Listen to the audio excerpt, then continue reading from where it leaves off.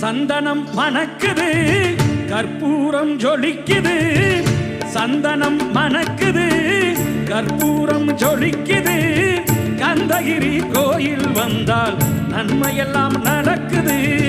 கந்தகிரி கோயில் வந்தால் நன்மையெல்லாம் நடக்குது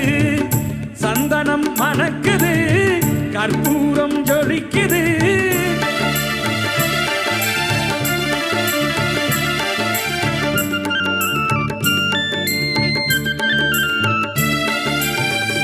நித்தமும் பாலிலே